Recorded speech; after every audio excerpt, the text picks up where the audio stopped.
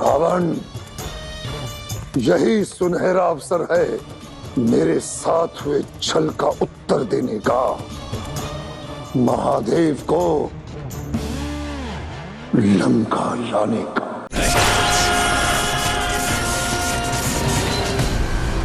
अहम निर्विकल्पम निराकार रूपम शिवोहम शिवोहम।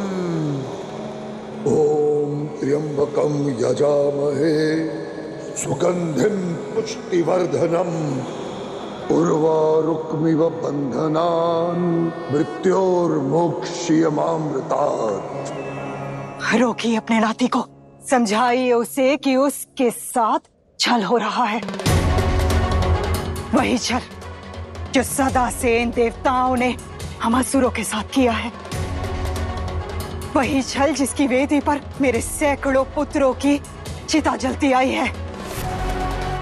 उर्वारुकमिव बंधनान् मृत्योर्मोक्षयमामृतात्। बस बहुत हुआ महादेव का जप।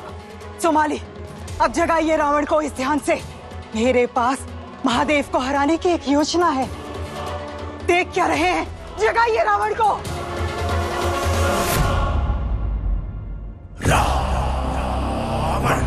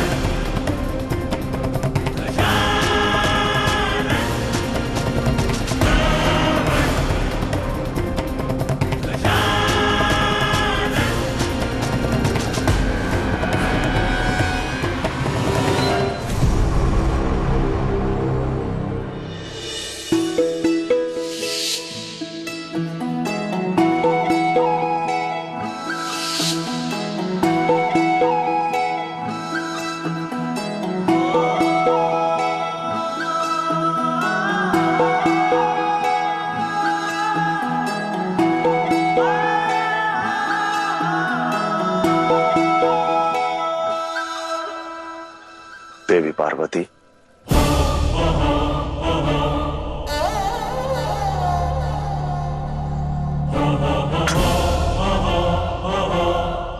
क्या आपको भी मेरे निर्णय का स्पष्टीकरण चाहिए? कदापि नहीं महादेव। आपने वही किया जो आपको महादेव होने के नाते उचित लगा। हर बार की ही भांति इस बार भी आपने नियति को चुना। अब चुनाव की बारी मेरी है महादेव, और मैं वही चुनूंगी जो मुझे एक माता होने के नाते उचित लगेगा। निर्णय तो ना आपका अनुचित था, ना कार्तिकेय और देवसेना का। सब एक नव वधू को यह अनुभव हो कि उसका गृह प्रवेश उचित ढंग से नहीं हुआ है, तो भूल उसकी नहीं, उसके नए परिवार की होती है।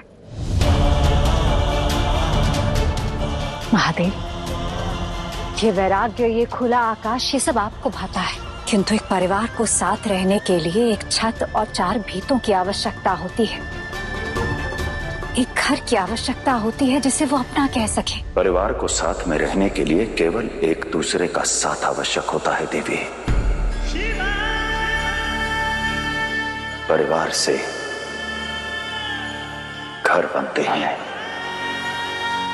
घर से परिवार कभी नहीं। और मैं आपके वैराग्य के इस विचार से सहमत नहीं। यदि हमारा घर होता तो मेरा पुत्र और पुत्रवधू कैलाश छोड़कर कभी ना जाते। महादेव, अभी तक मैंने शक्ति होने का कर्तव्य निभाया है, और अब मैं गृहिणी होने का कर्तव्य निभाऊंगी।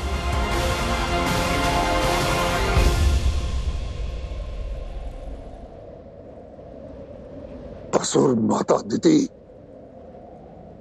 अपने भगवान के विषय में ये भक्त कुछ भी अनिष्ट नहीं सुनेगा। यदि पुनः आपके मुख से एक शब्द भी निकला तो मैं भूल जाऊंगा कि आप असुर माता दीदी हैं और मैं आपका वंशपुत्र।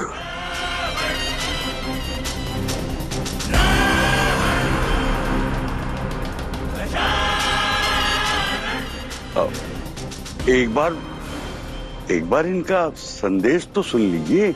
मुझे किसी दूत की आवश्यकता नहीं। जो भी सूचना आवश्यक होगी वो मुझे स्वयं प्राप्त हो जाएगी।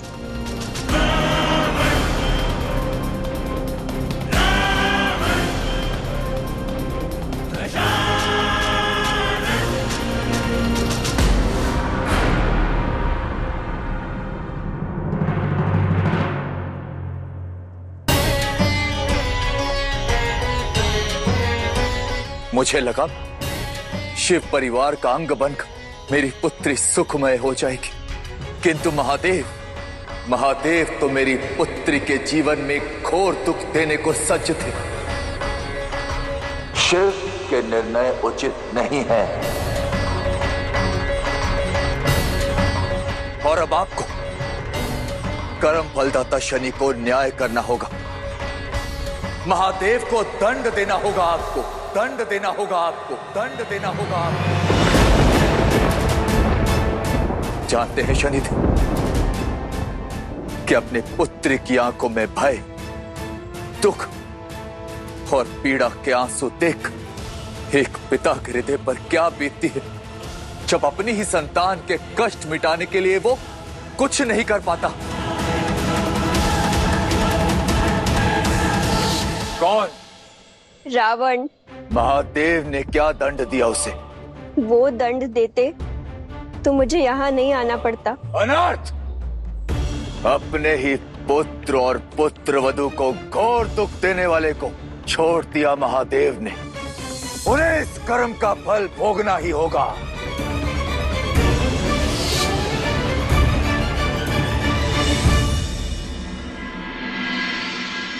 देव शिल्पी विश्वकर्मा प्रकट हो।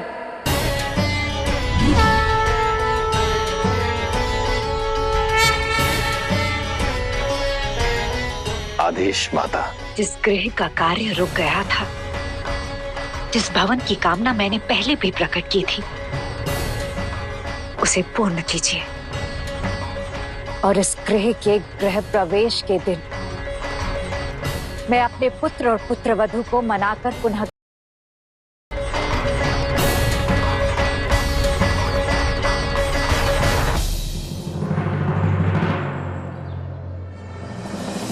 पूर्ण बात बताइए देवराज। मुझसे क्या पूछते हैं शनिदेव? महादेव ने जो आपको कहीं भी किसी के भी कर्मों को देखने की जो शक्ति प्रदान की, उसका उपयोग कीजिए शनिदेव,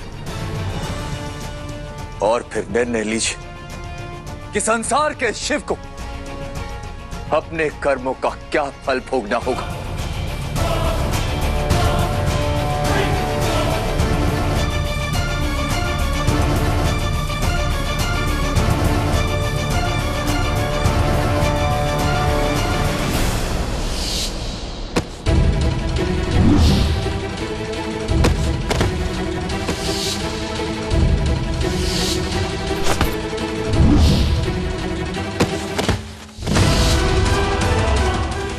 महादेव, तो मुझे कोई ऐसा अस्त्र दीजिए जिसे कोई भी देव धनुज मनुज परास्त न कर सके।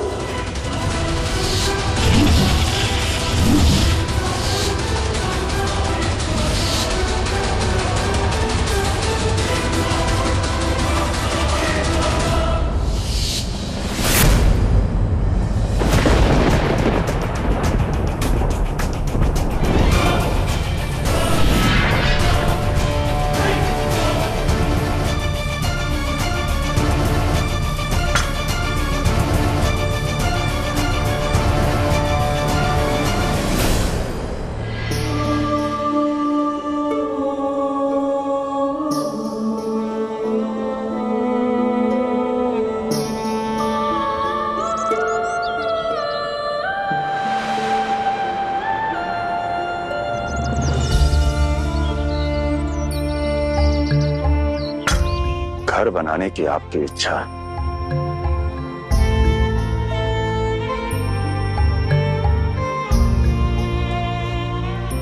निस्संदेह है। एक माता की ममता है,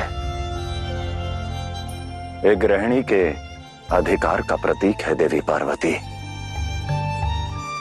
और एक पिता और एक पति होने के नाते मैं आपके उस निर्णय के साथ हूं। अर्थात आप कार्तिकी को मना लेंगे, उसे पुनः कैलाश ले आएंगे? मैं केवल आपके निर्णय का समर्थन कर रहा हूं देवी, उसके परिणाम का नहीं। तात्पर्य? आप देव शिल्पी विश्वकर्मा को बुलाइए, भवन बनवाइए, मैं नहीं रोकूंगा, परंतु आप जिस परिणाम की अपेक्षा कर रही हैं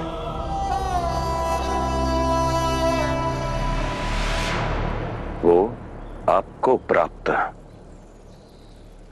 नहीं होगा।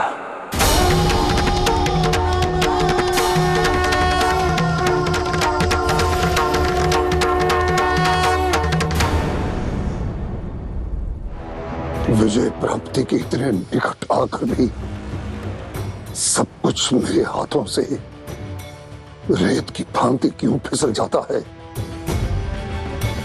न्याय है ये।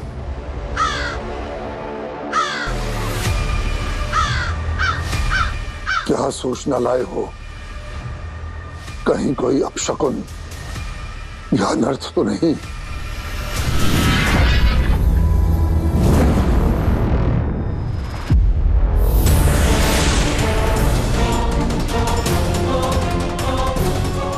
विश्वकर्मा, जिस भवन की कामना मैंने पहले भी प्रकट की थी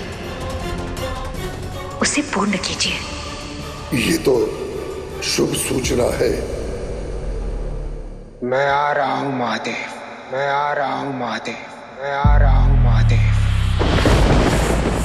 न्याय करने, आपको आपके कर्मों का फल देने।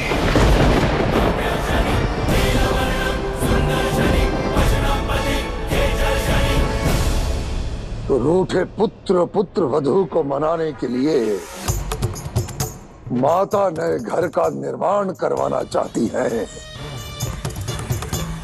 रावण, यही सुनहरा अवसर है मेरे साथ हुए छल का उत्तर देने का। महादेव को लंका लाने का, लंका लाने का, लंका लाने का।